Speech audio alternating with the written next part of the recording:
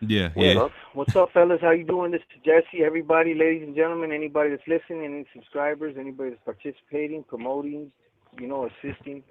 Appreciate that, Once again, we're here on a Sunday morning instead of the Sunday evening. There was a little bit of scheduling conflict. Our moderator actually has a job that he does, so he has to, go and provide for the family, and so once again, we appreciate the sacrifices that he makes so that we can do this, so that we can, keep this channel running and stuff like that. But again, duty calls and responsibility calls, and I look forward to having his problems one day. Yeah. And I hope that me and Jesse are entertaining in some sense. We are, because we feel that we are.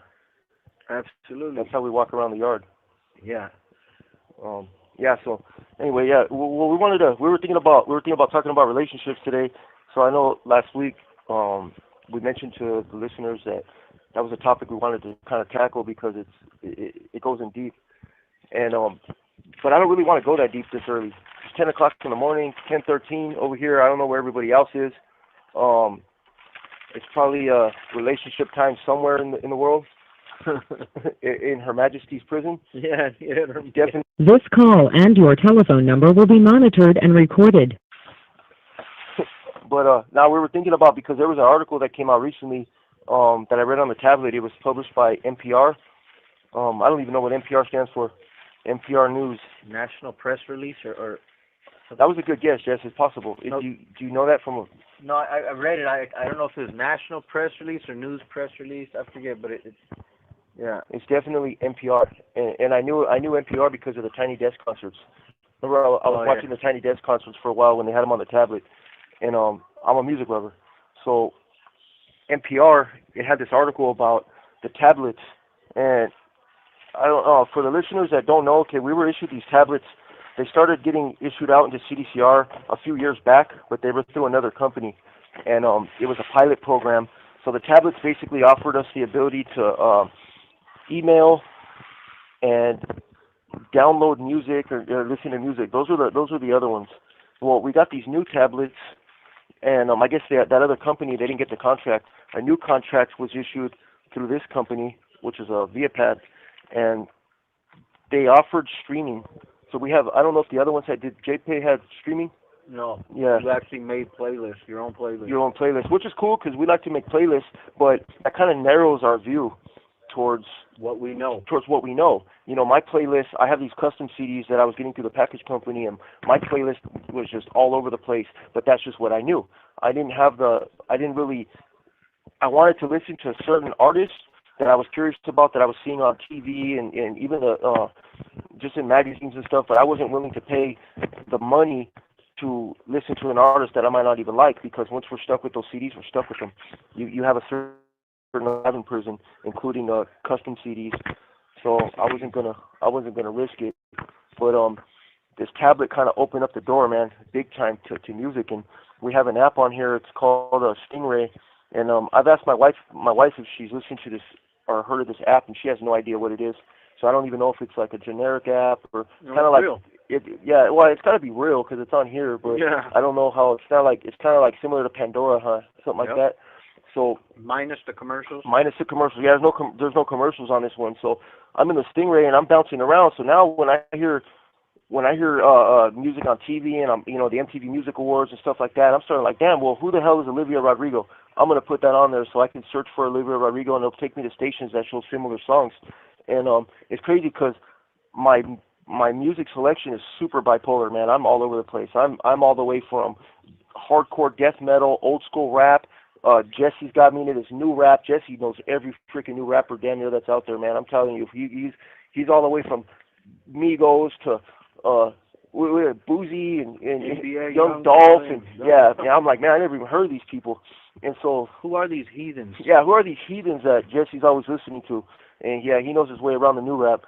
So I'm listening to that, but then I'm starting to listen to pop. I'm listening to K-pop now. I got, what is it, Y2K or? Yeah, BTK. Yeah, BTK. No, is it BTK? No, that's a serial killer. Oh, BTK. Come on, James. You gotta. It's those little Asians. You gotta come on, James. When I'm confusing K-pop for serial killers. Yeah. Hey, what's those what's the little Korean kids? Biddy K. It's K-pop. I don't know the name. Oh, The only dude I know is Gundam Style. What's his name? Gundam Style. No, James. That's so 1990 or what is it? Yeah, that's not even K-pop. Is that 2000? Yeah, Gundam Style. Yeah, that's not even K-pop. That's pop. That's something else. Yeah, that's a dance.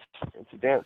Yeah, yeah. No, but there's those kids that it's something K 2K. Or... I thought it was Y2K, but Y2K is when the computers were going to crash. I don't know, but there's all kinds of these bands that are just popping up in here, and I'm starting to listen to like Lady Gaga now, Taylor Swift, and I'm like, man, you know.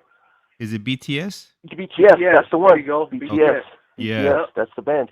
Yeah. Yeah, and there's some okay songs from them, you know, and I'm like, I would have never in a million years risked, you know, putting a BTS song on there. BTK, what is it again? BTS. Yeah, I don't BTS. even know what it is anymore. Yeah. But yeah, they're on the tablet and they're cranking out these songs, man. And I'm listening to Billie Eilish now, and I'm going old school, man. I'm listening to freaking Diana Ross. I'm listening to freaking Neil Diamond. I'm listening to who's the other one?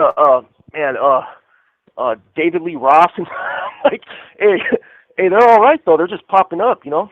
And it's like endless, man. It doesn't stop. And the crazy part is even that dude that's fighting that death penalty case. You know, I think that's insane what he's going through. YNW Melly. Oh yeah. Yeah, I heard about some of his songs and I found that on here, and it's just it's amazing, man. This what this has opened up for us. Hey, and it's great because NPR did an article about it.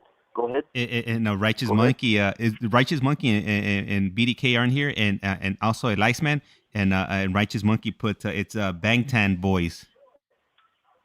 So BTS is Bangtan Boys. What does that stand for? Bangtan Boys. I would have never guessed that. BANGTAN Boys. I'll be damned. BTS. Okay. They already broke up though. One of them went solo and left the other ones behind. I thought they're in the military now in South Korea. Yeah. They went. They make because over there in North Korea, they're North Koreans. North Koreans, aren't they? It's mandated that you have to serve. Oh, it might be South Korean. Yeah, they're not going to put them in the. And they're not going to go K-pop in North Korea. No, you're right. I don't think they're allowed to do but that. yeah, because it's mandated that they serve. Yeah. They're gonna go K-pop. They're gonna go K-pop straight to prison. Huh? In North Korea, if they were. They're gonna go to, after their first song. Yeah. They're done. Well, thank you for the enlightenment of what BTS. You have 60 seconds remaining. I know they're breaking up. One of them, or not necessarily breaking up, but one of them went off on a solo trip. I've seen it somewhere, but just for a little clarification, though, this is Jesse again. That as far as for anybody, in case people are wondering, well, how's a 42-year-old dude listening to a bunch of new music? This, you know, like, and that's what Dave's elaborating on. I want to hear Jesse's rant. Yeah. With a full call. Yeah, we're gonna call you back right now. Jesse's about to just lay it down right now. All right. I'm gonna call right back, James. All right, perfect. Thank you. All right, so we just started this call about 15 minutes ago. I think I got started a little bit earlier. I had originally set it up at 10:15, and the reason I do that is sometimes, you know, I expect a phone call at a certain time, but you know, it doesn't normally happen like that. Whether they're having issues with the tablet or you know, they're coming in from yard or whatever, you know, other events they have going on over there. So I like to give us a little bit of a buffer zone, All right, here we go.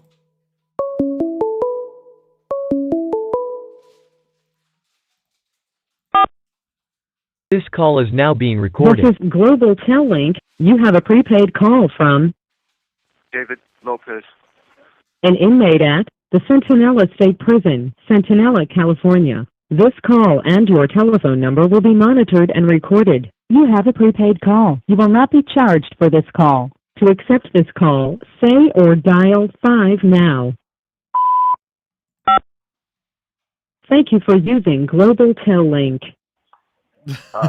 Hey, and Biddy K just dropped a comment here. She said, "You really don't want North Korea to start K-popping, laughing out loud." But do we not? Right. I kind of want to see what they got. Yeah, Kim Jong-un, he throws them parades over there. It looks like they're K-popping all over. Yep. Could you imagine? That would be, because think about it. Remember the Olympics? Yeah. Remember when they showed up to the Olympics? And I ain't gonna lie, man, I was glued to the screen. Yeah. I wanted to see, because they're so like, they're a rogue nation. Secretive. Yeah, they're a rogue. They're an absolute rogue nation. They're like a danger to the world as far as what we see, you know. Yeah. But I don't know if that's true or not. But I seen some beautiful people, man, that were on that ice skating rink, and they were, you know. So I don't really, you know, I can't really say all the people are all bad up there, you know. So I'm sure there's some underground K-popping going on in North Korea right now. Back in the remember West Germany. Hey, I just thought about something. Or East Germany. Right now, North Korea is like the GP of the world right now. They're last of a dying breed right now. They're a very small percentage. They're the last of the dying breed right there. Yeah, but you remember that movie Atomic Blonde? You know, talking about the movie Atomic Blonde, and they were showing East Germany, and they had the underground, like that was underground pop, right? What 99 Balloons came from that, you know, Blondie and all that. They were singing about that. So I was thinking, man, maybe North Korea, they got themselves like an underground K-pop phenomenon, and it's just being suppressed. You know, they're being tracked down by dogs, and they're trying to put out their what are they trying to uncomb their hair? Or I'm not sure, you know, but you never know. That's a story maybe that we're gonna hear about one day, you know. K-pop's big stuff out there on the streets now for all the kids and stuff, right? Isn't that what that is? Hey, if I'm listening to it, it's got to be crazy out there. That's horrible. I'm sorry to hear about what you're going through. Yeah, I'm into it right now. I'm K-popped out right now. But you know, and that goes to the article that was on the NPR, and the topic of conversation right now is you know, what music is for everybody, what it is to people out there, what it is to, especially to you know, residents of the Department of Corrections, regardless of your state, your country, whatever it is, Her Majesty's Prison. You know, music is something to a lot of people. You know, I know for me, music has been critical in my life. Like literally, long before coming to jail, long before coming to prison, you know, like whatever, music has always been a major part of my life growing up as a kid and everything. You know, I was one of them, like Dave, I was a rock and roll gangster, you know what I mean? Like I grew up listening to heavy metal and reggae and old school rap. That was the music I listened to. My favorite music is reggae. Next favorite was actually heavy metal and old school rock and shit like that. Like, you know, like, and so, and it's just a trip because the gang I used to belong to, like, they actually started out as stoners, was a bunch of long-haired Mexicans, headbangers, like heavy metal-ass dudes that were just violent and savages, you know, and so it's a trip, you know, and ultimately they transitioned into the Cholo phase in the 80s, you know, but anyways, This call and your telephone number will be monitored and recorded. in the early 90s when gangster rap blew up, of course we adopted that and it became part of our, you know, our mannerisms, our habits and ideologies, because it was big for everybody, you know. And so for me that transition into what I had said prior to the call running out, the reason why I listen to a bunch of new rap, and I've opened Dave up to, mostly that's all I listen to be honest with you. Like, my palette for music has gotten like real thin. It's weird because I've my whole life I've listened to everything. I listen to country. I listen to everything. Like Dave, I can put anything on now and listen to it. But I don't sit there, like, I don't wake up like Dave. He's constantly listening to something different, and if he puts it on in the cell, I'm absolutely going to listen to it because my ear is good for anything. I love all kinds of music. It all makes me feel different ways. It all has different effects on me.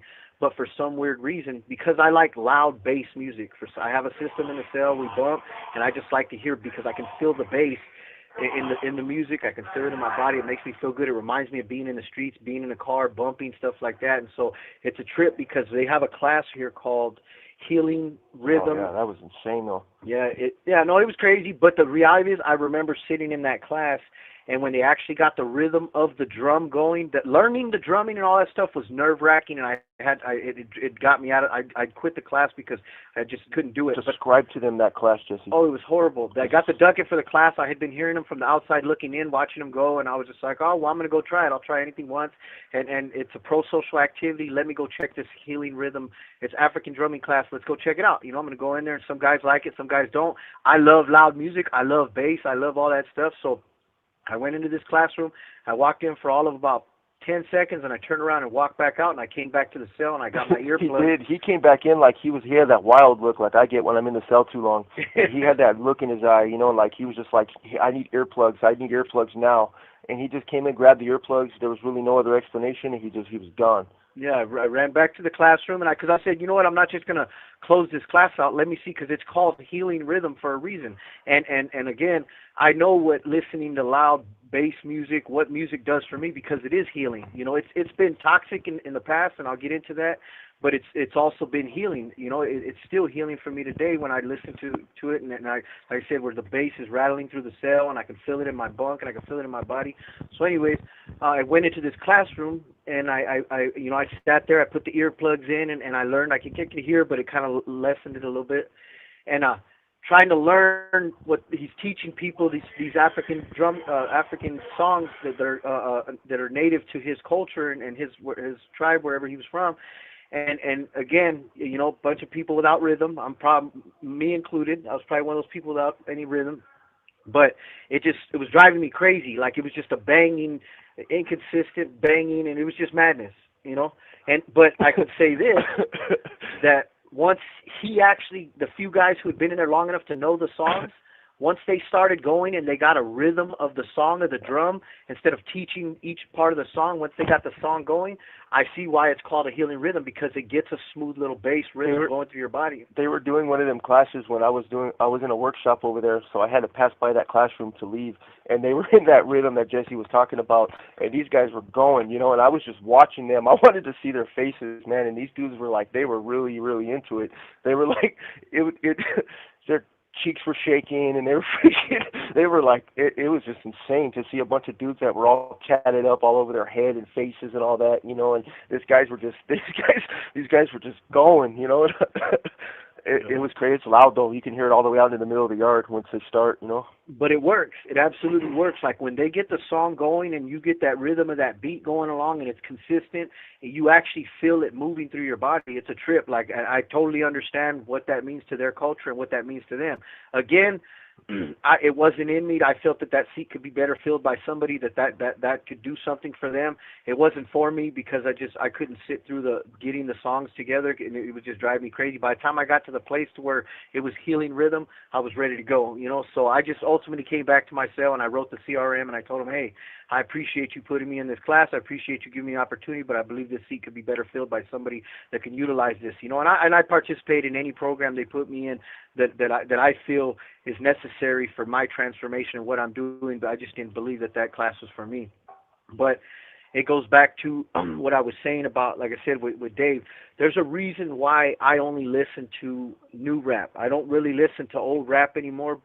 I mean, occasionally I'll put it on, because for me, old rap is trigger music for me. It literally, all the old rap that I grew up on, I associate it with something negative. Like, literally, when I'm listening to that song, it puts me in a headspace of where I once was, because every one of those songs, over and over, whether it's Tupac, whether it's Dre, whether it's Snoop, whether it's Sugar Free, all these NWA, you know, Ice Cube, all these old rappers that I grew up with in the 90s, you know, when I was listening to that music, I was partying, I was gang banging, I was acting a fool. Yeah.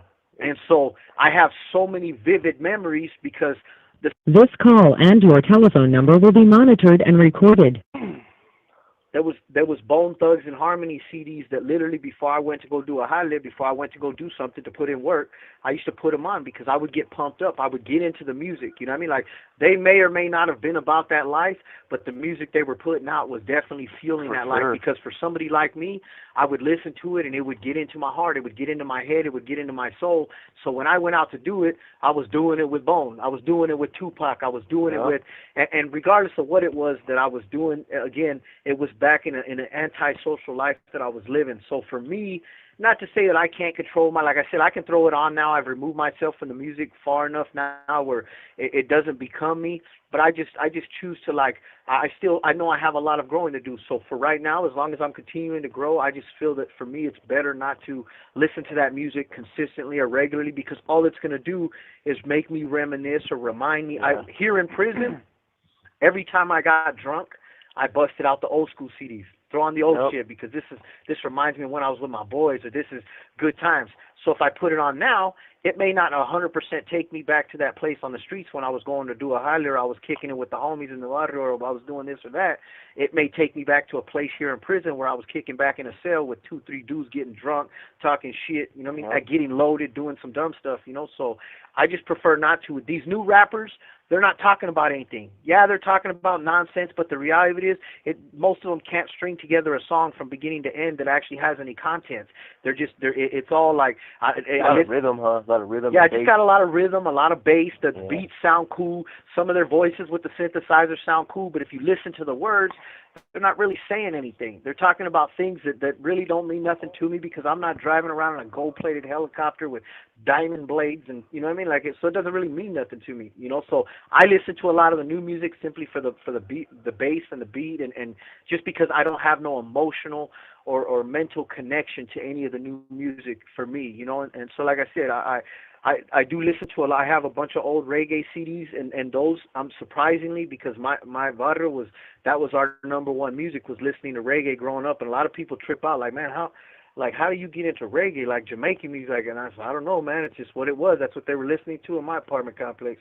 You know what I mean? I was all over too, man. I was in, James, I've been in 1,000-man mosh pit before. Yeah, I've been in full-blown mosh pits. I've been all over the place. Yeah, I'm on an opera trip right now. I listen to opera. Yeah, go ahead. Hey, so right now that you're mentioning a mosh pit, I went to this music festival maybe like a few weeks back out in LA. It was called Bésame Mucho Music Festival, and they had Spanish bands playing there. They had everything, Mexican cumbias, Mexican heavy metal, and they had mosh pits going on. I like the sound of cumbia. Yeah, and my homie was like, "Hey, I want to go to the middle to the mosh pit." I was like, "Hell no, hey, homie, proceed with caution, because I'm not gonna go over there. I'm not trying to get socked up or get my teeth knocked out. No, thank you." Shit, I've seen videos. Yeah. It's just there's some bands. You have to know what bands you're gonna go into. You know, to a mosh pit. I went to like some old school punk shows. You know, that was at the Horse Pavilion a long time ago, and these were like European punk bands. What was it? Subhumans. There was a Subhumans reunion tour, and they had some other bands that were opening for them. They were hardcore punk bands, man. And I found my way into the middle of this freaking mosh pit, man, and it was insane. There was people stage diving over me, and I get the feeling of the moment, man. Like, I like to see dudes flying over me with mohawks on their head, and, you know, freaking spikes everywhere. You know, I'm like, damn, this is pretty insane right here, what I'm experiencing. But anybody that knows when they're in the front of a mosh pit, it's like suffocating up there. You know, I'm talking about like in the front when the whole place is just going off, you know. And this band was going out of control. They were badass, and I felt like I was gonna die up there. You know, I was like, I got to get the hell out of here. And then, oh my God, it was a terrible story, James. But it ended up with me trying to like force my way back out of this mosh pit. I was so nauseous, and I threw up all over some girl on the way by. This poor girl, man. I don't know who the hell she was. She just had a bad night from that point on. Yeah, and I always think about that. You know, I wonder what she went through. You know, imagine just getting thrown up on by some guy trying to force his way past you. It's funny too, because the mosh pits are such a critical part of those kind of shows, and I say that because I remember one time me and Mumbles and Bulldog went to a Dropkick Murphy concert in San Diego. And I don't know if anybody's listening that's from San Diego and they remember that club right there on Mission Bay, right across from the bathrooms. I can't think of the name of it right now, but you have 60 seconds remaining. It's a half-ass club, you know. And they had an actual punk band there, but you couldn't mosh, you couldn't do anything, and literally it outraged all the people that were there to see Dropkick Murphy. Like, how the hell can I come see a freaking punk band and not be able to half-ass mosh? Like, you know, he basically wants us to stand here like we're in church, and it ended up turning out into a big old chaos that filled out into the beach. As they do. Yeah, because people were just like, man, I came to you know, mosh and act crazy. All right, James, we're gonna give you a call back. All right, perfect. Thank you. Hey, and right you now, know what I realized? I'm calling in English. Yeah, but it's not global cell anymore. Oh, yeah, they switched it. That's right. Yeah, and I have some questions about that. When you call me back. All right. Well, I'll call back right now. All right, cool, perfect. And for those of you that are wondering about the app he was talking about, the music app is called STINGRAY Music. And I was actually able to find it on the App Store. So I'm going to go ahead and check it out. It says it's free, and hopefully they did mention that there isn't any commercials on it. So hopefully on our app, it's like the same the same concept of we don't have to listen to any commercials like on Pandora. And then when they come back, I'll also let them know, everybody that's tuned in, that's dropped a comment, and I'll also read up the questions that were on here from ICEMAN.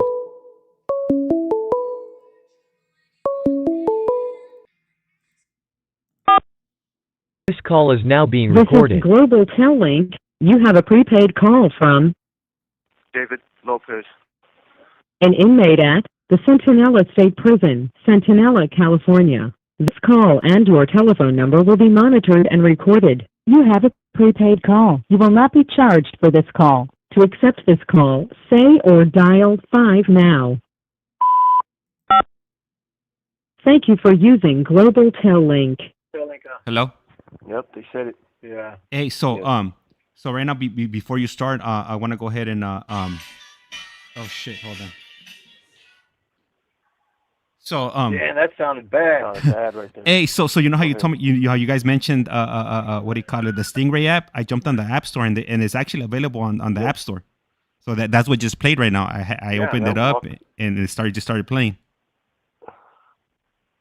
It will, but you could change it to where it's not automatic, Oh, okay. But there's like my STINGRAY. I always say I'm jumping on the STINGRAY, and so we just promoted STINGRAY. So to all the listeners out there, I feel like they owe us some money, but Yeah, Stingray's gonna have to.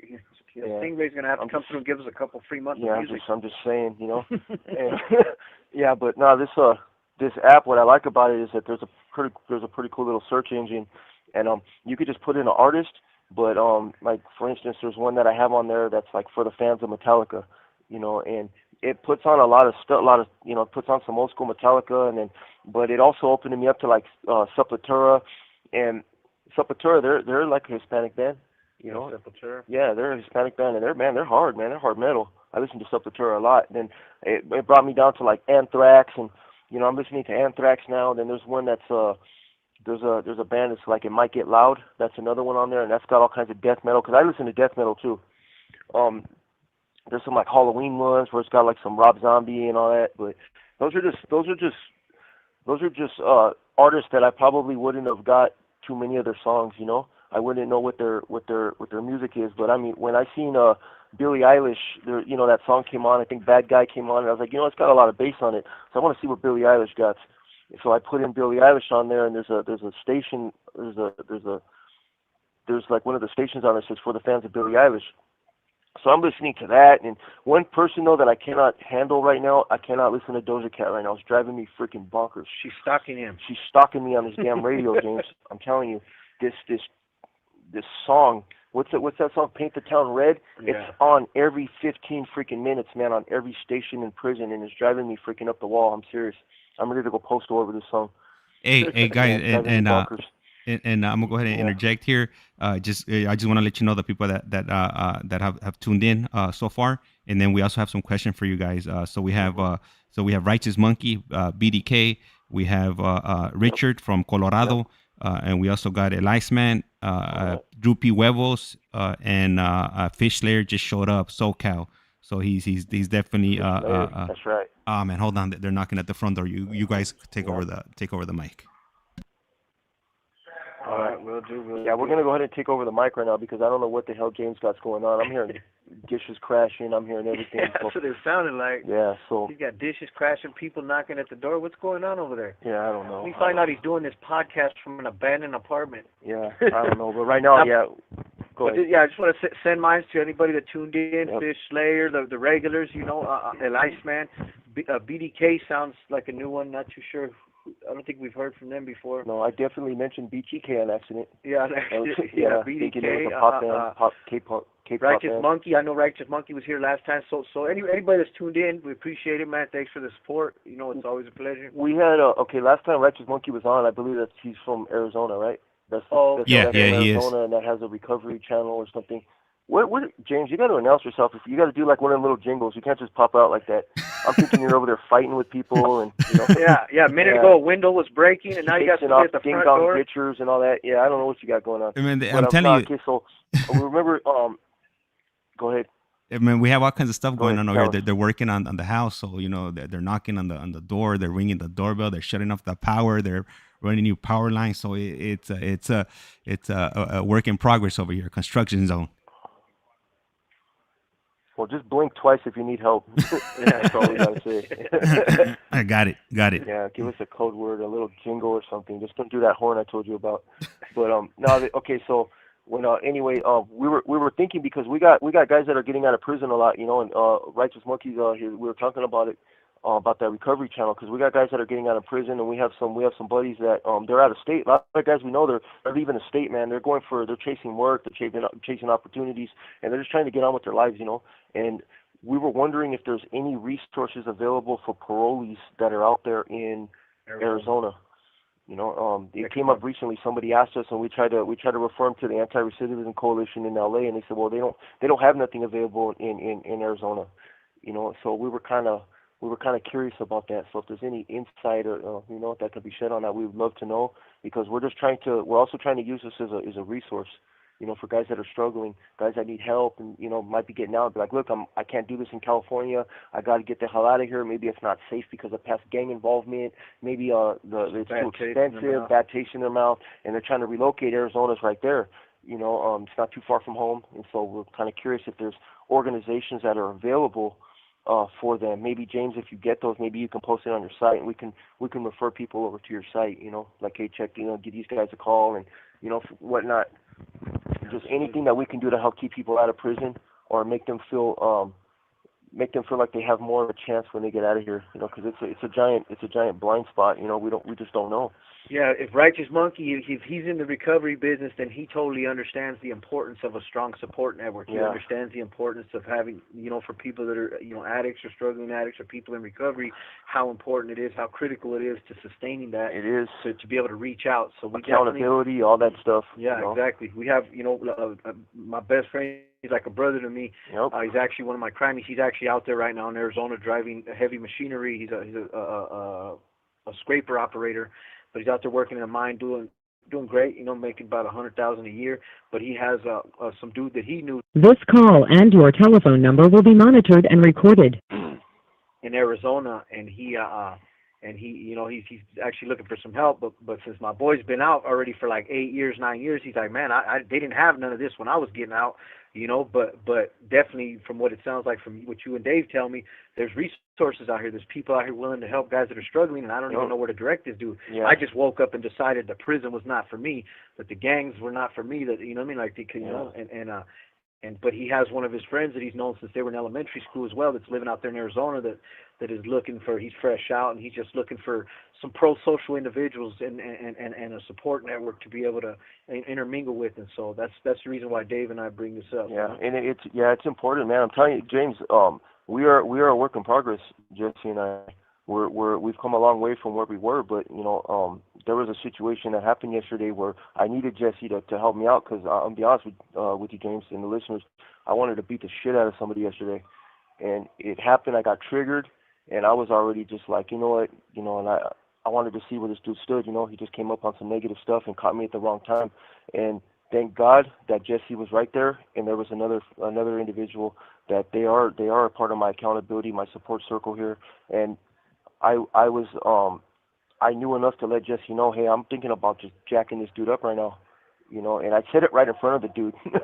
The dude standing there like he was already kind of freaked out, I had called him out his name and everything. I got that mad, and that's how I realized, that it is important, because if Jesse wasn't right there, and what if the wrong person was right there? What if another person that was there that was in a negative lifestyle, and he would have actually kicked it off? It would have been pretty bad, and I had to come in here and go over my CGA steps. I had to talk to my accountability partners. I had to find out exactly what triggered me so much. But those things are important, because I would rather have those things happening here, and I could work on them, and I could be aware, hey, okay, I need to do some work, because I was pretty pissed off yesterday. This is prison, though. In prison, it's there is a vibe sometimes that happens on the yard, and it affects everybody. When there's been incidents that we've been seeing, there's been violence on the yard recently, and we've been seeing dudes get beat down out there. I was playing handball on the handball court 2 days ago, and there's blood all over the handball court. You know, where some dude just got his face beat in out there, and I'm out there and I'm looking, and I went to grab the ball, and I was like, damn, I seen all that blood, and right away I started to think about Tehachapi, you know, all that blood trail that I seen, and it was like, man, you know, that's not what I thought I was going to see when I came to this yard. So that affects me. It affects, you know, who I am. And when that was happening more and more, somebody came up and he just said the wrong thing at the wrong time, and I flexed up on him, you know. And those are things that we have to be aware of. So that support network, it really matters, because there's a guy, he might be out there struggling in Arizona, doesn't know what to do. He's fresh out of prison, and this place really messes with our minds. You know, it's a hardcore, it's a giant mind fuck in this place. You know, hate to say it that way, but that's just what it is. So we come out there with that going on in our minds sometimes. So I would hate to pass up an opportunity to be able to help somebody, just like people were there to help me. You know, and yeah, so you got to give Jesse that one, man. Got to give Jesse kudos for that one. Yeah, no, absolutely. It's not even as kudos is not necessary in any way, shape, or form. You're my friend, and you likewise. You're the same things to me that I am to you, and at the same time, it's like, you know, we know how easy that could have gone bad. We've been there time and time again, and the reality of it is, it's like no good can come from that. There's not a lesson to be taught. There's nothing. Yeah. There's no pride to be saved. There's no ego. Yeah. But understand, like Dave said, this call and your telephone number will be monitored and recorded.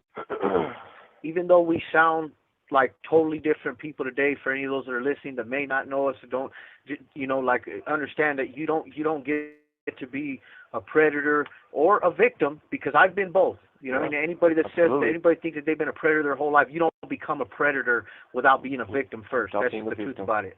Yeah. So those of us that lived our life in either a predator or a victim stance for 25, 30 years, you know, you don't walk away from that without some sort of post-traumatic stress disorder. You don't walk away from that. So exactly to what Dave says about, you know, when you start seeing things going on, and I'll be the first to say this has been, I mean, I've never been on a yard like this before in my life. So this yard was super kickback, super soft, which is awesome when you've been on them yards that are treacherous. So, but because people are earning overrides and coming down to these level 3s now a lot easier, as long as they don't get a write-up for a year, and they're coming down here and they're bringing that level 4 mindset, they're bringing that mentality, they're bringing that stuff here. Dave's absolutely right. I've seen more things on this yard in the last year than I've seen in the 5.5 years that I've been on this yard. You know, prior to that, there was like maybe 5 incidents, and I was involved in 2 of them. You know what I mean? So it's just kind of like this yard was like super kickback, you know. So, like Dave said, you know, especially for him who's just now coming from the level 4, you know, you there, and I tell guys all the time that come from the 180s and from the level 4s, like, look, bro, I'll be the first to tell you right here, let your hair down right here. I understand where you're coming from. You can only allow yourself a certain level of comfort and a certain level because you are still living in the jungle. You're still on the shark tank. Still in prison. Yeah. Right, you're still in prison. But this yard was not that place, and I used to help them, like, encourage them to, like, let their hair down a little bit and relax a little bit, because they can do that. This place was conducive to transformation, and it still is. I don't take nothing away from that. However, for guys who haven't been here long enough to get comfortable and get acclimated and develop the tools of navigating, you know, dangerous situations, it can be a little harder because they're still suffering from a lot of the PTSD that they carry up from these level 4s. Me, I've been here a while, so it's a little easier. I've come to realize that, you know what, a lot of these dudes are no real threats. But like Dave said, when you see things happening, violent acts, you can't help but to revert back to subconsciously. You're not consciously saying, hey, I'm doing this, I'm doing that. But because of the post-traumatic stress disorder, subconsciously your mind goes back into survival mode. It's affecting me. It affects you, You don't realize it. And that's why it's so important to work your daily steps. It's so important to do inventory, like, hey, how am I feeling today? What is going on? What kind of situation am I seeing, and how does that affect me? Because if you're not constantly doing these inventories and recognizing and identifying yourself when these things happen, you're not realizing, but the fuse is getting shorter and shorter and shorter, and because we're seeing these things, and we're thinking, like, this can come to me at any time. And that's an example of what happened yesterday. You know, some guy that came here, and I'll be the first to say, Dave's had nothing but good stuff to say about this dude because he knew him from another place, you know. But the guy was level 4, he knew him from the level 4, and the guy was all right, and he, for the most part, he seemed like he had some good qualities about him, but because there was other things taking place with him. He was getting into with COs here. He was being, talking out his door a lot. Certain things that were red flags for me because I've been here. I've seen what sticks out on this yard. You have 60 seconds remaining. Because you want us to call back? Yeah, I'll call back, James. We'll call back. Absolutely, yeah. Don't want to run out of time, right? I gotta make sure you're still there too, James. You could be like trapped under a table or something. Yeah, I don't know scaffold could have fallen. Scaffold, yeah. I'm just making sure you're still with us. No, I'm here. I'm good. Yeah, all right. I'll blink twice if I need some help. Yeah, tangled in the audio equipment. All right, I'm gonna call back. All right. Hey, well, thank you. Thank you guys. Want to go ahead and you say thank you to all of you listening to these conversations.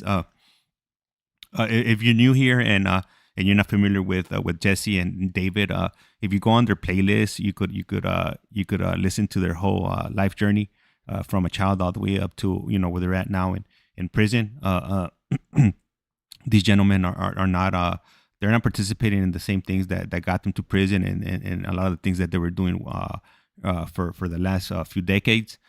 They're on a positive path now, trying to redeem themselves and eventually come home.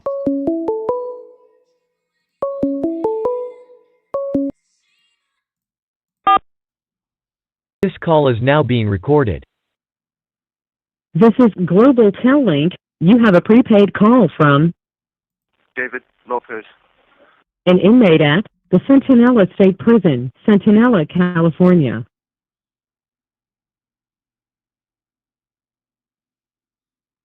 This call and your telephone number will be monitored and recorded. You have a prepaid call. You will not be charged for this call. To accept this call, say or dial 5 now.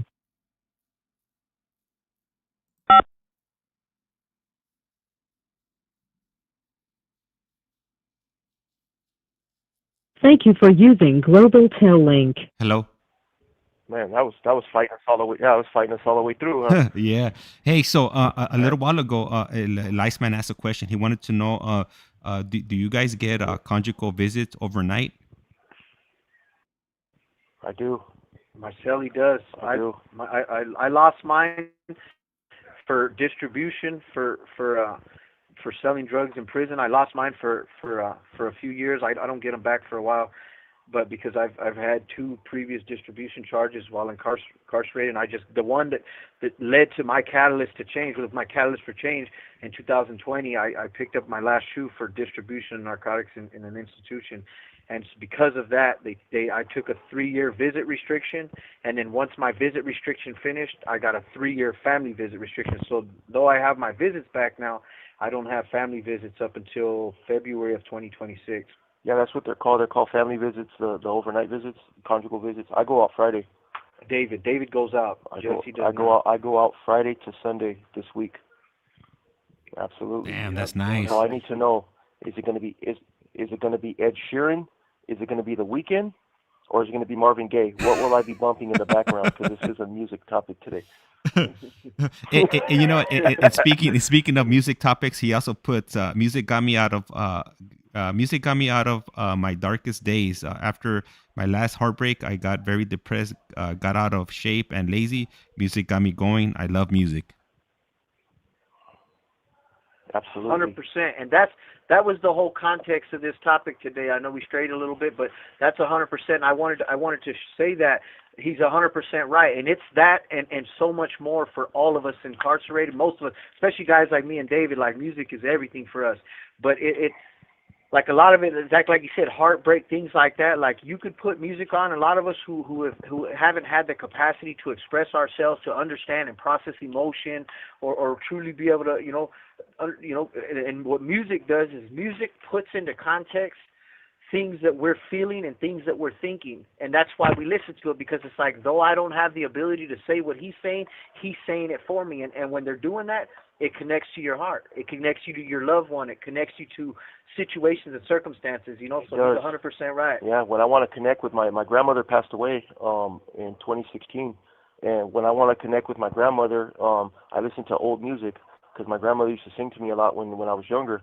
So there's a artist named Patsy Cline, and I would have never really listened to Patsy Cline. I didn't, you know, but that her voice, you know, she has such a beautiful voice, and I have a CD right here called Patsy Cline Love Songs, you know, and there's a song on there called Crazy, and man, it's such a classic sound, man. And if I'm really, really sad or something like that, or if I'm just going through it, I can put on something like that, man, and it'll kind of like lift my spirits a little bit. It'll remind me of my grandmother. It'll just, and then I can feel like. This call and your telephone number will be monitored and recorded. I can feel the heartbreak in her voice, and it makes me feel like, oh man, it's okay to hurt. It's okay to feel sad sometimes, you know, and it's okay to listen to music and just kind of you want to feel the moment, because a lot of us we just hold stuff in, you know. All these things that have been going on in the yard recently, I've just been holding it in, you know. I'm sitting there and I'm looking around and seeing dudes fighting. I'm seeing a dude get stomped out, and it gets my blood boiling, you know. It kind of gets my heart rate going, and but what do? I just push forward, you know. I push forward and I put it in the background of my mind, and I'm gone. But when enough of those things happen, and if we don't have real ways of getting those situations out, you know, we got to get that poison out of our systems, you know, and talking about it is the best thing. Listening to music, that'll help kind of just that'll help us experience the moment a little bit, but talking about it is very important. And the thing is, I wasn't talking to Jesse about the things that I was seeing. We're both seeing it, and we're both just kind of moving forward, and boom, next thing you know, I'm snapping on somebody, you know. And it's just, maybe I should have listen to my old advice and listen to some Patsy Cline to make me feel better, you know. But you know, and I don't condone violence in any way, shape, or form. Yeah, I don't at all, because nobody wins right there. That's the truth about it, especially when it's a friend of mine involved in it. Because David has very much. That was the first thing I told him when I pulled him away and we walked away. I said, "Fool, you going on a family visit next week? Think about that." You know what I mean? Like, so. But I will say this. You know what I mean?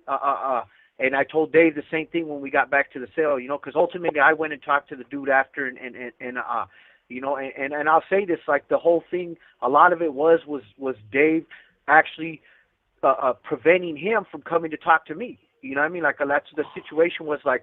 So let me give you some context. So the guy came, and I've been on this yard long enough. The things he's been doing here, and on a level 4 wouldn't stick out, because everybody over there is acting crazy. Everybody's over there doing dumb shit.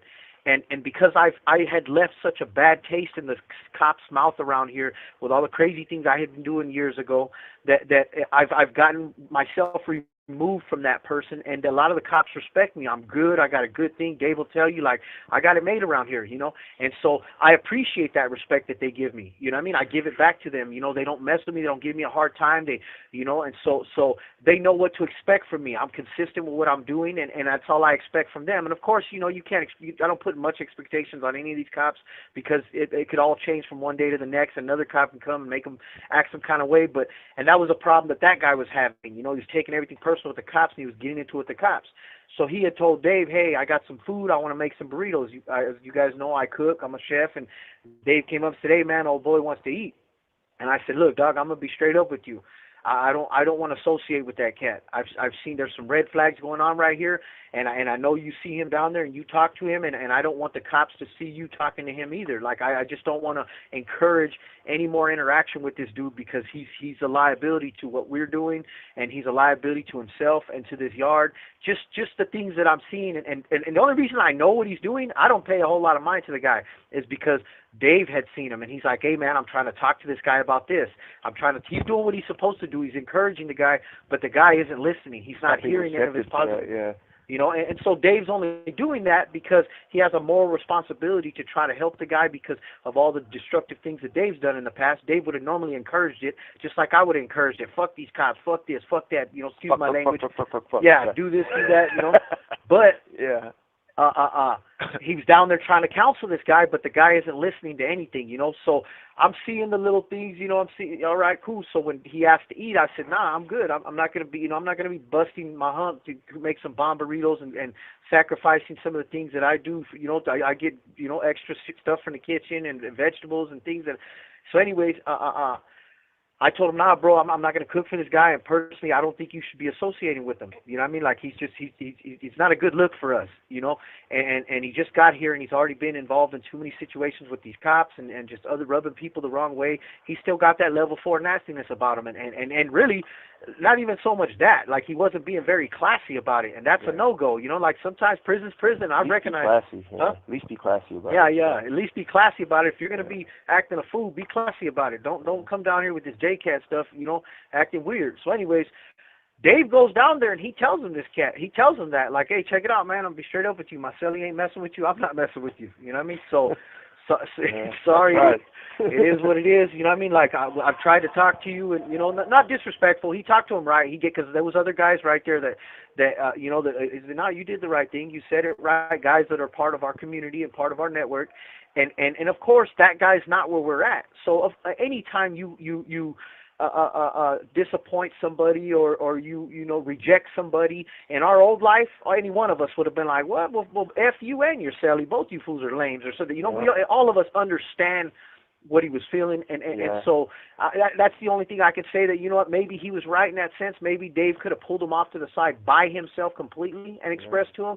But from everybody that was there, they all said, no, he talked at him with complete diplomacy. There was no talked with him, and, you know, like he shouldn't have been offended in any way, shape, or form. But that's easy for them to say from where we stand today. Let's try to look back to where we were at one point in time, and anybody that would have been like, nah, I'm not cooking with you, man. You're bad business. You're messing up.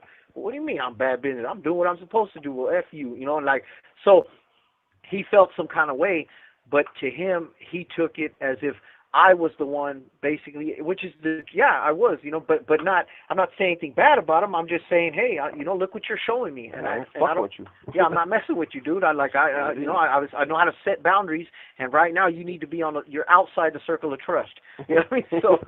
So anyways, that was that night. I'm not knowing about the conversation they had or anything. Well, the next day we're out there playing softball, which is yesterday, and the dude finds some way to come out here to the yard. And he goes, and he's not even on our tier. He doesn't program with us. So he goes out there to the yard. I believe they called him to program, because it looked like he went to program first.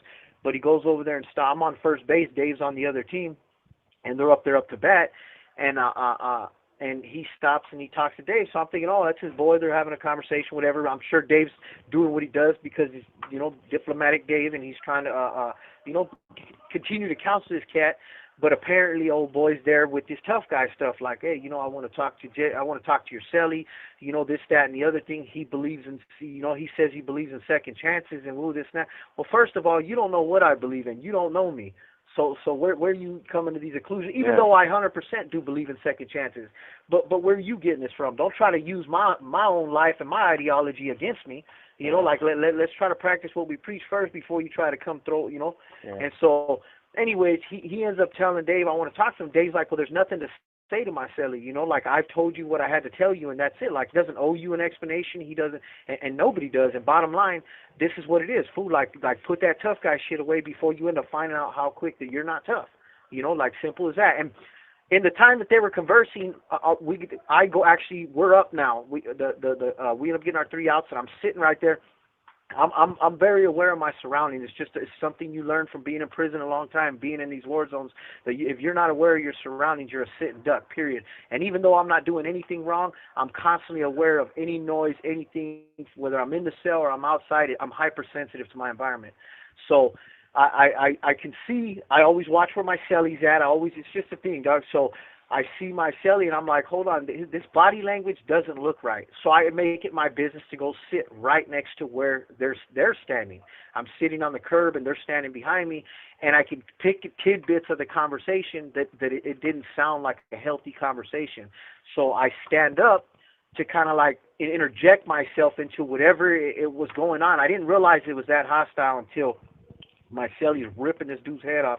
No, until he's basically like, you know, he basically told old boy, you ain't shit, you know, and he turns around and he tells me, I'm going to fuck this dude up, you know, and the first thing I do is, okay, this is serious. This is what I kind of thought it was, you know what I mean? And I grabbed my celly and I told old boy, hey, be feet, you know what I mean? Like, take off, go somewhere. And he turns around and instantly walks away, and me and my celly start walking the other direction, you know, and I tell him, first thing I tell him is like, dog, you're going to family visit next week. Think about that, you know, because off the top, clearly once you're in that emotional state, once you're in, you're in the zone, we've kind of surpassed the logic, and now we're moving on emotion, so we have to reassert our value system. We have to say, hold on, come on, dog, this ain't worth it. Who is that dude? That dude's a nobody. Do not put anything on the line for what's important to you, and we just hit the track. And the crazy thing about the track is one big circle, so of course it takes you right back to the guy. Yeah, right back to the guy who took off walking in the opposite direction. And now I'm seeing him head on, Yeah. But fortunately, in the time that we actually crossed paths again, Dave, because Dave's not an emotional dude. But once it's 0 to 100. Once it is what it is. So fortunately for us, we were able to get, and he was able to stop and think about what was going on and be like, hey, you know what? You're absolutely right. We were able to talk him down, like, come on, bro, like, this not even worth it, like, this cat's not even, and these are things that normally we never would have heard before, because you don't hear these things in situations. Your boys, you should, like, and I'll be straight up with you. As soon as it happened, other cats jumped up like, what's up? This fool tripping? This call and your telephone number will be monitored and recorded. Dudes that are still living that lifestyle, that respect our journey and where we're at, we're like, well, what's up? Yeah, no, they want to get it. Yeah, they're like, yeah, what's up with this fool? Yeah, what's up? He's tripping. Like I got this. Like, no, hold on, because I don't want you. Like, come on. I get that you're willing to go there, but I don't want to see you go there. You can't be a friend of mine or a buddy of mine and me encourage you, because that's not what help looks like in recovery. Help in recovery looks like what we did for David. What help looks like with me grabbing the homie who actually. You have 60 seconds remaining. And I told him, nah, dog, don't even worry about it. That dude's just having a bad day. Go ahead and focus on the game. We're going to take a walk. And so, long story short, we end up walking the track. Dave walks off with my sponsor, takes off. He continues to walk the track, and old boy's in front of the building. And essentially now I'm falling behind them because I want to talk to him. We need to have a conversation. Like, clearly, like, for him to, whatever he said that got under my silly skin like that, had to been like he needed to be talked to. Not like I said, not messed up, but I believe that I could have had a breakthrough with this cat or something. If he got me tripping that hard, he's gonna get himself killed on the yard. Yeah, exactly. If he get my celly like that, this dude's on his way to the hospital. Right? And so, yeah, it's gonna hang up. We'll call you back. I'm gonna call back right now. All right, thank you. I'm here. All right, so I want to go ahead and thank you once again, for tuning in on this Sunday morning. Normally we run these at about 4 o'clock, or 4:30 or so. But unfortunately or fortunately, depending on how you look at it, I'm working today. I go in at 4 today. So I asked them if they were available a little bit earlier. Last night I got off work at 3 o'clock, got home like at about 4, and I ran a little live, and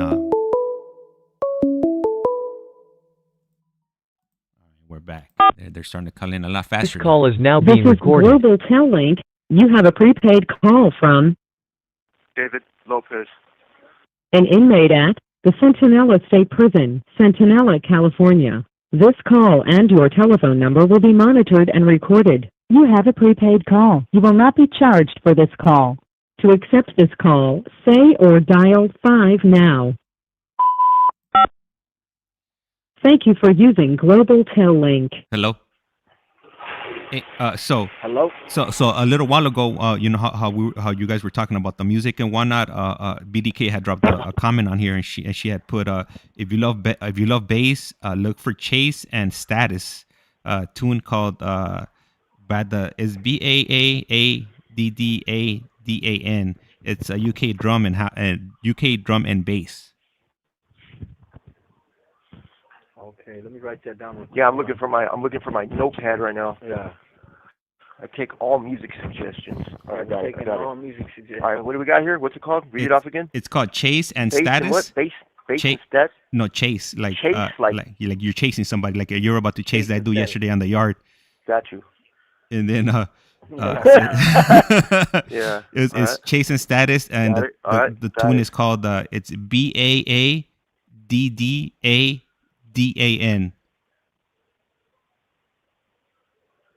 Right, so oh, I think I've heard that. What's it called? I got BAADAAM. No, N is a Nancy. N is a Nancy at the end. But Ann. Yeah. But Ann. All right, got it. I'm there. But Yeah, that's in the because they have that's a European band, huh? A European group. It's I'm gonna listen to it. it's from It's the on UK. there. Yep. Yeah, because we have UK rap, we have UK hip hop, UK pop, and I'm almost positive I've heard that. I'm there. Yep. I'm gonna find it. It's on that Stingray app. Yep. That's tight. Hey, thank you. Good looking out on the suggestion. Good looking out. Yeah. Anything news, always welcome. And then also I'm gonna need one of them. What do you call it? Go ahead. Fish Layer put he earlier on he was like I was an old school heavy metal mosh guy too. Anthrax, Slayer, Metallica, DRI, and many more. Pantera, Absolutely. Megadeth. Oh yep, man, Dirty come Rotten on. Imbeciles, DRI. Dirt Right Imbeciles. I just found them on the Stingray the other day. I miss DRI, man. They got like a little symbol with the guys like kind of like in a little moshing position. That's like their symbol, you know. And that was more of an underground band though. Remember, they didn't really like go big. That's the kind of hard punk I like though. You know, where the dude's yelling all crazy. There was another band where he had a crazy voice. It's some band called Rudimentary Peni. He had a pretty crazy voice to him. Yeah. But And then so what else is there? Yeah, those. Go ahead. So then Righteous Monkey, you know how you guys were talking about asking what part of Arizona he was from, or I'm not sure if you guys asked, but he's dropping in here. He's from Tucson, Arizona, and he also has a channel. He has a channel about addiction and recovery related, basically about his time in active addiction, detox, rehab, jail, and eventually prison here in Arizona. No, that's cool. Yeah, that's why we remember that was mentioned last time. And I've actually spent time in Tucson. Yeah, I have some family from over there from Tucson. And I went through one of the monsoon seasons out there, and one of them lightning storms freaked me out, man. But yeah, I don't know Tucson too well, but I used to spend summers out there. It's pretty cool, man. Jesse got arrested in Arizona for his case right now. Yeah, in Phoenix. Oh, that's when he was on the run, right? When he was on the run, he went out of Phoenix, and yep, that was it. Running amok out there. They sent Wyatt Earp after him. Arizona definitely weren't ready for his type of activities. Hell no, it was crazy. But because I spent some time out in Arizona, just running around a little bit. But I used to love Vegas, man. Vegas, so I got to stay away from Vegas. Vegas is too much trouble out there, man. That place was. I love Vegas because I like all the flashing lights and. Just I like the way everything looks and the old school vibe to everything, like them old casinos and stuff. Like, yeah, I just like the way everything was out there, all the entertainment and all that. But man, yeah. So my celly's on the door right now, trying to track down some sandwiches, some burritos. All right, yeah. So yeah, he's trying to. Well, we ate some burritos yesterday, so right now he's trying to track down sandwiches. So he's being a door monster for the moment. So so it's just a matter of I guess you got to pay attention to your warning signs. And at the end of the day, like as far as what happened yesterday, I apologize to the dude and to a couple other dudes because I'm better than that. But like I said, it's just stuff happens. I was thinking about ICEMAN, something that he mentioned before about sometimes he gets upset too, and he thinks about the things that he can lose and. At the end of the day, that's what prevented me from actually hitting the guy. Because usually I was the kind of person that I'll start the fight first. I'm not going to wait for the dude to hit me or nothing like that. I was usually the person that would reach out and do something. And something was like the good part of my character and who I am today was preventing me from doing that because the dude was like he was just being aggressive. And I was just had a lot of stuff going on, and I responded to aggression with aggression. Like all right, well. If this is what you're asking for, then what's up? Like let's do it with me. And I have to just be careful about that because a lot of times I would tend to speak pretty blunt. Like if this is the image that you're putting out there that you're projecting, like you're Billy Badass and what's cracking. I'll be your Huckleberry. As said in Tombstone, Arizona. I'll be your Huckleberry. But the thing is, I don't want to be. I'm nobody's Huckleberry. That's it. I got one. I'm only one person's Huckleberry, and that's my wife. Other than that, though, I can't do all that. It's not conducive to who I am today. So it was good. It matters who you have around you. Man, that's And there good. there was other people around us, like Jesse was saying. And that's good. That's good. Jesse was there, Yeah. pull you back and bring you back to reality, because just that moment of what is it, losing your temper or reacting in a negative way would have definitely it'll definitely change your trajectory in the prison system, and it's not going to be a This good. call and your telephone number will be monitored and recorded. It's not going to be a Three-way call alert. It's not going to be for a positive change. It's detrimental. And then too, you have, especially you got that visit coming up shortly. I definitely don't want to miss out on that. So luckily he was there and he It could have intervened. affected his Go ahead. No. Could affect his what? Yeah, it could have affected everything. Yeah. It could have affected his override. It could have. Yeah. There's only one thing though, and I want to highlight that too though. But one thing that we've learned though is see, before in those situations, had we gotten into that, I give a perfect example. I had a little melee right here, a 3-on-2. Me and my celly, and we got into it with some dudes right here. Oh yeah, tell them we'll send it over there at Yard. Thank you. But what happens in the criminal lifestyle when you're still consumed in the progression phase of the criminal lifestyle of addiction, that something like that would have sent us spiraling out of control, because we would have just been like how I did before when I first came to this side. I ended up getting into a little melee, and I told myself, oh well, then forget it. I'm never going to do good. Then look at, I'm still doing the same stuff, and we had a little 3-on-2, and I used that as an excuse to just start getting back into everything I had been doing on the main line, right? And that's the only difference now, that I don't think that it would have completely changed the trajectory of Dave's life, because he would have been able to recognize, like, damn, it's a setback. It doesn't mean my life's over, but it absolutely could have affected his override. Yeah. It could have affected his family visits.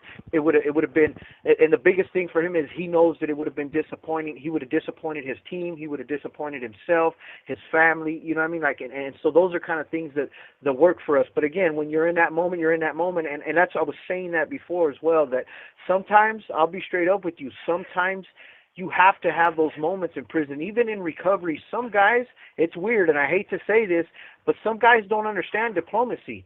What he did is he gave that dude some get right without having to go down that rabbit hole, thank God, right? But he gave him some get right, because what he did is he put him in a place, he humbled him, right? And in this environment, sometimes you have to humble people. It's a damn shame to say that, right? And people get humbled in different ways in different kind of environments and situations, but he humbled the cat, because I was able to catch him around the corner. They kept on walking. He walked away with my sponsor, Dave did, and then I stopped and I talked to the dude. He's like, hey, man, I want to talk to you, this and that. Well, what's up, man? And of course, I was still in a little bit of the headspace of like, okay, what's going on with this cat? How did he get my celly to come out of character like that? And so, of course, I already see him in the negative light, aside from all the other things he's been showing me since he's been here.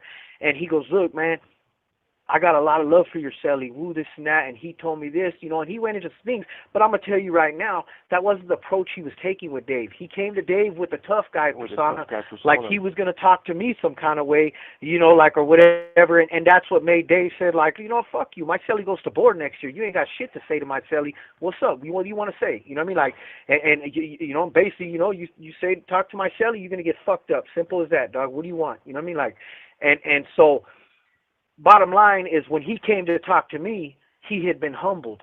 So he was receptive of the things that Dave had been trying to tell him over the last few days, because he was still wearing those masks. He was still wearing these things. And for a little context, this is a guy that came here after getting stabbed in the last prison. Yeah, they stabbed him. Right? They stabbed him. That's why he's here. Yeah, right up by his neck. You know what I mean? Yeah. So he was walking around over there with a knife, and he, whatever was going on, right? But so he's going through some things himself, right? So when Dave's trying to talk to him and reason with him, he wasn't hearing anything, because he's standing in a victim stance. He's wearing these masks of, I'm a tough guy still, I'm this, I'm that, because he had just been victimized. And when you're in a victim stance, you tend to wear a whole lot of masks. You're blaming and you're denying everything. And so when Dave humbled him on the other side of the track, when I approached him, he was coming from a different place. He realized, like, hold on, man, I created this situation for myself, and look what happened. I backed myself against a wall, and there was nowhere to go. There was nothing for me to do. And essentially, truth be told, he peed on himself. That's what it boils down to, right? But and that's just a term that we use in here. You know what I mean? Like, you know, see a puppy or, you know, like, you know, and so he essentially peed on himself. So when he came to me, he came with a whole different outlook on the situation. He's like, hey man, I wanted to talk to you, and I got a lot of love for your celly, and he told me this. I want you to know I'm not a cagapalo, and woo-doo. And I said, look, hold on. First of all, let me I'm Jesse. What's up? This call and your telephone number will be monitored and recorded. And he you know, all right, and I shook his hand. You know, I wasn't abrasive, but I shook his hand. I said, all right, mucho gusto. Now check it out, bro. Let me tell you what it looks like from the outside looking in. First of all, whatever you said to my celly, whatever it was that took off right there, I know my celly. I've known him since we were kids. I know who he is. I know where he's at in his recovery. I know what kind of man he is. So whatever you said and whatever you did, homie, I'm going to let you know right now off the jump, you're at fault, bro. So now help me understand where you were coming from. Help me understand what I missed in this situation. And he, of course, he was willing to hear it because he just got shown that he's not that dude. He's not that guy. So he came from a place of humility, a place of you know, I wouldn't say fear, because fear will make people do crazy things. And I don't want to say he fear, but it humbled the shit out of him, you know. I would like to say that I'm something when I'm upset. Yeah. And so he and I'm going to be straight up with you. The dude literally sat down and almost instantly broke down crying. So to me, I was able to empathize. This is a man that's hurt. You know what I mean? This is, and I had seen him from distance. I thought he was a youngster. He's not a youngster. He's a grown-ass man. Old as fuck. Yeah, yeah. You come to find out, truth be told, I knew this cat. I've done time with this dude somewhere else. His family was my last celly in the general population. Like, you know, we had a little history together, you know, so he's like, oh, yeah, and we were in the same place together at the same time and all this stuff, so it just kind of like everything, oh, yeah, I remember this, remember that.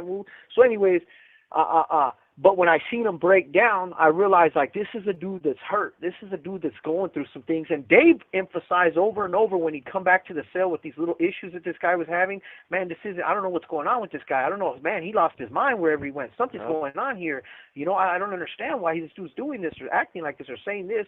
And so I seen it all right there, all the hurt, all the pain, all the fear of understanding that he just got stabbed somewhere, the cops didn't defend him, whatever it was. You know, that was what he said, too, that he said that he told me, too, that, well, the cops, when they were stabbing me, the cops just watched it. Yeah. You know, and I told him, well, what do you know, yeah, they're supposed to come and they help you, but that's how stabbings happen. You know, I don't know if Jesse ever said on these podcasts before, but when people use... You have 60 seconds remaining. If you see the weapon coming, then they've already lost the advantage on you, because it's kind of hard to get somebody with a weapon in your hand unless you're dope fiending them or coming up from behind. Well, this dude's stab marks are behind his neck, on his back, and that's how they got him. So I'm sure the cops probably didn't realize what was going on, probably thought it was a fight, but that traumatized this dude. Right. And so what did he do? He put on that tough guy mask. Right. You know, he doesn't want to be the victim again. He doesn't want. But also, too, real quick before we cut this off, I told him, too, I said, bro, you created that situation for yourself. It sounds to me like you were involved in some nefarious activities where you were at, and that's what came with it. So yeah, let's try to slip up out of the victim stance and take responsibility for the situation that we created for ourselves. People don't just walk around stabbing people. No, especially on those yards. But right. All right, I'm going to call back, James. All right, perfect. All right. So, hey, thank you. Really appreciate those comments in the chat right there. Richard, I highly appreciate it. And like I said, like I was saying earlier on, a good thing, you know, Jesse and David, you know, surround themselves, you know, with some good dudes, you know, that keep them on the right path and are willing to intervene, you know, whenever, you know, they see it, you know, getting to that point, to that breaking point where you know, they might, you know, lash out, you know, in a negative way.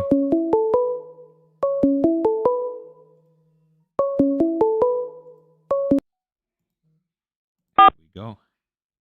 This call is now being recorded. This is Global Tel-Link. You have a prepaid call from David Lopez, an inmate at the Centinela State Prison, Centinela, California. This call and your telephone number will be monitored and recorded. You have a prepaid call. You will not be charged for this call. To accept this call, say or dial 5 now. Thank you for using Global Tel-Link. Hello. James. Yeah. Yes, sir.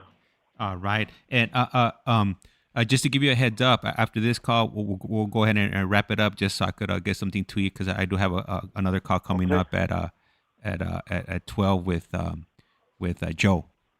That works. That works for us. And I know you guys got a yard, and definitely don't want to miss out. The sun and the coldness, because it's cold out there where you guys are at, right? It's cold. Yep. It's cold. It's getting a little like the sun's out right now, but yeah, I gotta call the wife too, and just make sure she don't whip my ass, Hey, she's gonna get on you. You're spending too much time on the phone with me and Jesse. It's no bueno. Yeah. That's no bueno. She's already accepted that I'm the other person. Yeah. She told me that the other day. Yeah, I've accepted that. Yeah, I've accepted that he's gonna be in our life. Grudgingly, but it's accepted. Yeah. Package deal. Sleep on the pull-out bed and the sofa. Yeah. Yeah. I hope you're holding it down for us too, man. In between calls, James. Yeah, I am. You guys are getting yourself out there a little bit more. You guys are helping me. You guys are helping me. Build that confidence. When I speak. So I really appreciate you guys. 4 months ago, I definitely would have been just quiet, looking at the screen, looking at the chat. But now, I'm getting out of my shell. And now the next thing I got to do is, learn how to public speak, in front of people. So, that's good. That's next on my step, to speak, and get out there.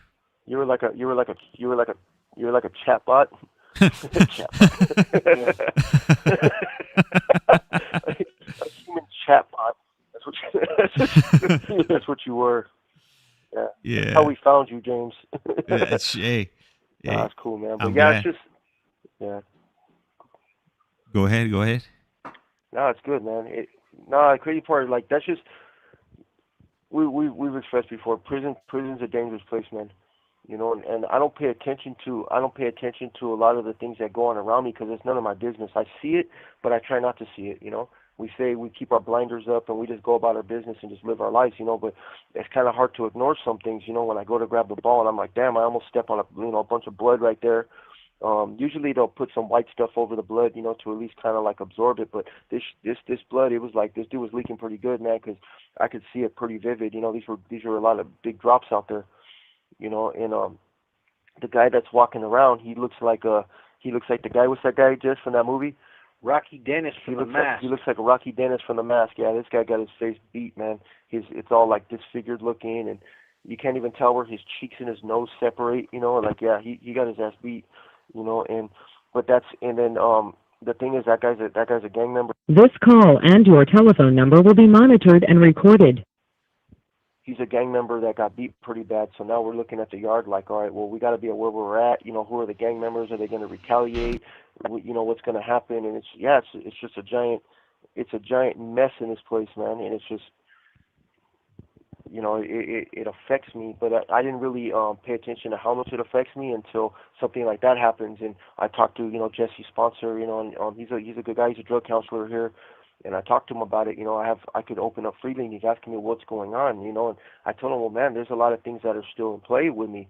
Remember, I was jumped on into Hatchie. It was a violent yard, but those things play in my head a little bit. And all those insecurities, all those fears, everything comes back to a point at times, and you don't really notice that you're kind of in a negative state of mind, and you don't realize it until someone says something to trigger you, and you're just like, man, I'm done feeling like this, and this is how I feel safe. That's how I associate safety in a lot of ways. But I'm good now. I'm good. I'm good today. I've been listening to some music. What song's been tripping me out a lot, James? That it's called the Phantom of the Opera song, right? I think I told you I was listening to a little bit of opera, and the opera. What I like about the opera, I don't know what the hell they're saying, but I trip out on how these people that they dislocate their lungs or something to get these notes out, and I'm tripping out on it. But I came across a Phantom of the Opera on the tablet, and I was listening to it, and I was like, man, this sounds ridiculous, but it kind of sounds cool, and at the same time, it's one of those it's kind of one of those songs that I've heard 10 times already, and just the way that the voice, this girl, her voice carries, man. And I think my aunt that I mentioned her before in the early podcast, the one that I used to have her drag me around on the floor. I remember she had a Phantom of the Opera video when I was younger, and it was always at my grandmother's house, and so I listened to it as an adult, you know, and I was thinking, man, I wonder if she was trying to like train to be an opera singer or something. I don't know why we would have that, but it's something that I enjoy listening to it today. I've been listening to some Shakira too. Shakira, I gotta say, like, 'cause you said Colorado, all crazy, so I have to say Shakira now, you know. But hey, you got that out. You sounded like a newscaster. You know how they say Valerio Rodriguez. Yeah, you rolled like 3 R's at the same time. It was nuts. Hey, but, I was just trying to mimic Jesse right there when he says Ontario.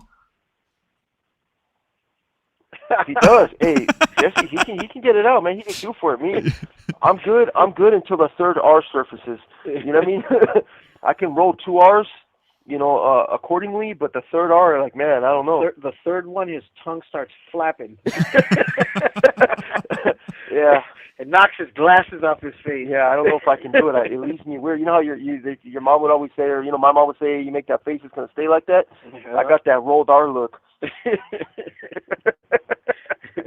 Yeah, so yeah, that's what it is. But yeah, I'm glad I got to spend some time with you guys this Sunday morning, a little early. This is going to be our last call because James got some stuff to do, and so do we. We're going to go to yard today, probably try to get into some softball. I got to go and talk to a few people because I got to make sure that people know I'm not in a state of mind, you know, a negative state of mind. I recognize what happened, and I got to talk to my community because there's some people that saw that something wasn't right with me, in my body language and stuff, and word travels kind of fast around the yard. So, and I gotta right go now, and just kind of reaffirm. Yeah, go ahead. And right now that I have you on the phone and Fish Layer's still in here because he's about to get going. He did drop $10 on your book, so you know I'll go ahead and add that to the bank right there, and that'll bring you up to damn you guys gonna have the big 60. Woo, man, you got more money than me right now. Yeah,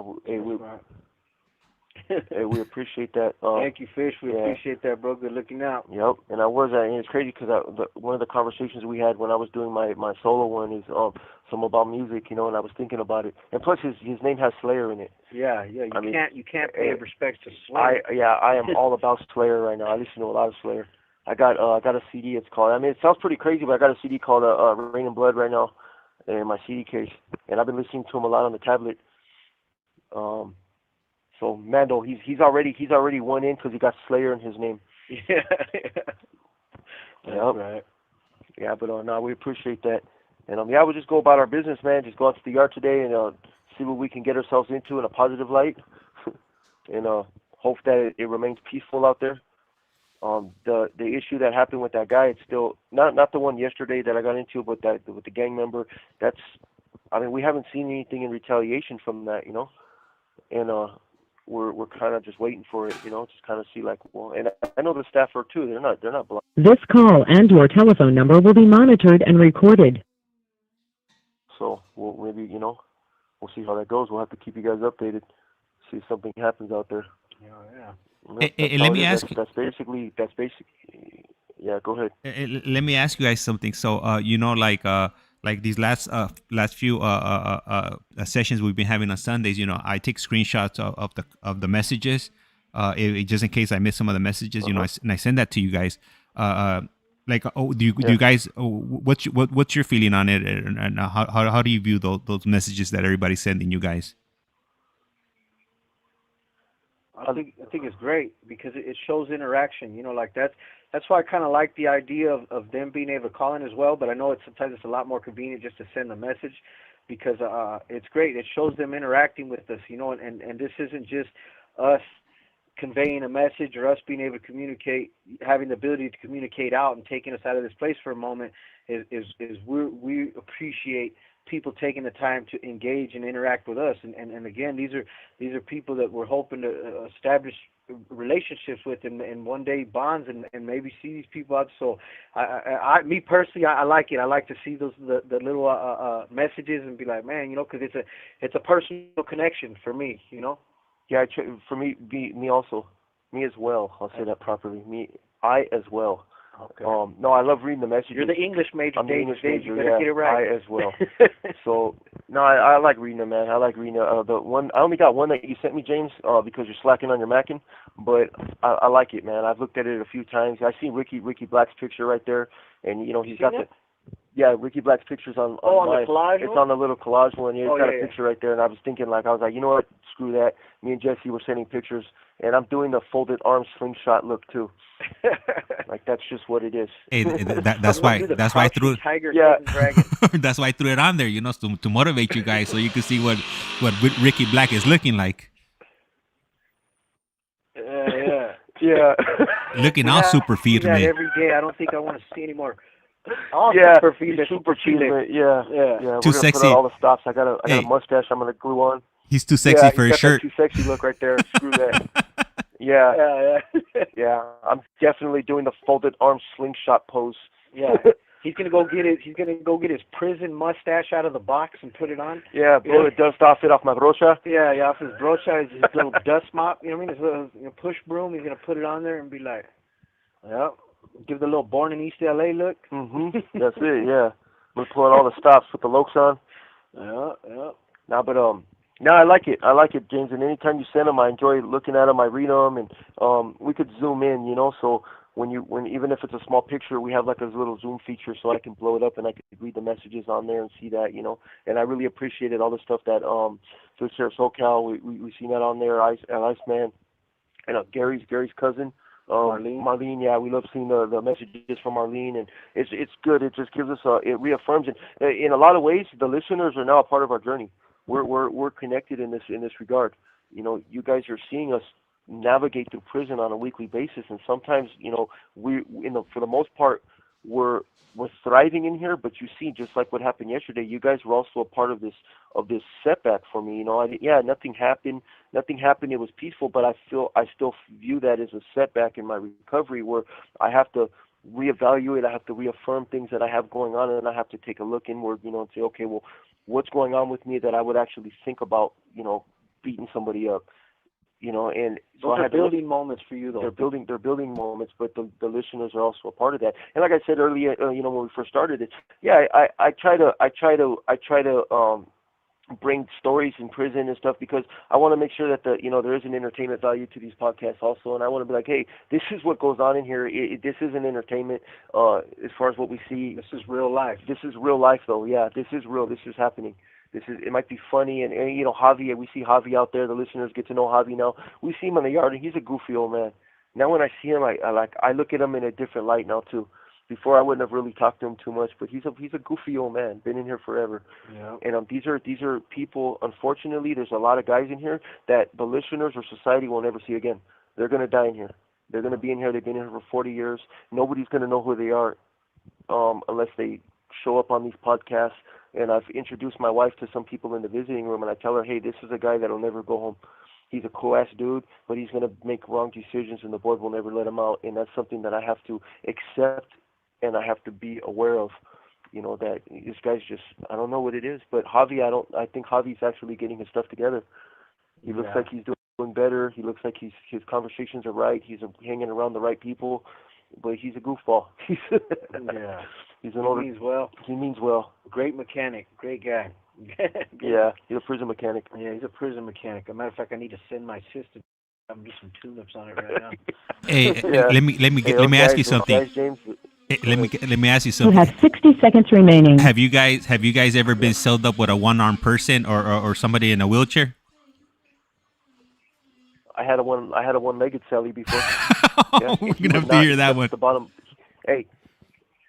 Yeah, he wouldn't accept the bottom bunk. Oh, to Elias, man, I know the Rams are playing the 49ers today. Go Rams! This is where we beef, homie. Yeah. This is where we draw the line, Dave says. Elias, man, for today you will be the enemiga. Yeah. Hey, the phone's gonna cut off right now. I'll talk more about my one-legged Sally another time, because he was a cool cat. And it was a pleasure spending this Sunday with you, man. Enjoy the rest of your guys' days. Yep, thank you. Good looking out. Thanks to everybody. Appreciate that, man. Don't let one bad decision change your life, you know what I mean? Because that's how quick things can take a turn for the worse, you know what I mean? So appreciate it. Thanks for being here for us, James. Everybody else, thanks for your support. Thanks for being here. We appreciate spending this time with you guys, and you guys helping us escape from this. Oh man, so the call was, cut off. I just want to go ahead and, thank you guys, for tuning in. Really appreciate it. And let me go ahead and do a roll call right here and shout out for everybody that was here today. First one in here was, let's see, Drew P. Huevos, saludos, gracias. Also, Biddy K coming in from the UK. And we had the pleasure of actually speaking to her this morning. And here we got a ICEMAN, coming live and direct from Costco. Hey, really appreciate that, ICEMAN. And one of these days, if you ever have a moment, if you could go ahead and update your profile picture, or put something on there instead of just seeing the EL, so like that the guys know what they're looking at. And who else do we have in here? And I think that's pretty much it. That as far as everybody is here, and anybody else that was in here, shout out to Lifestyles Chronicle, Angel from the 805, and I'm really bad at memorizing these names and whatnot. So I got to make a cheat sheet. One of these days when I remember, I'm gonna go ahead and do that. And we're gonna be back at 12 o'clock. We're gonna go ahead and have Joe on. He's gonna go ahead and go through his story. Definitely taking a lot of twists and turns. Very interesting. If you guys like or enjoy listening to David and Jesse, I hope that you guys will enjoy Joe, man. I'm telling you, I be forgetting. My attention span is very short. My attention span, like Jesse says, is that of a squirrel, if you will. And I have a lot of construction noises going on and whatnot. I'm gonna go ahead and cut the stream, but once again, really appreciate you guys tuning in. And like I say, life's like a candle. Once you blow it, it's lights out. And with that, I'm out.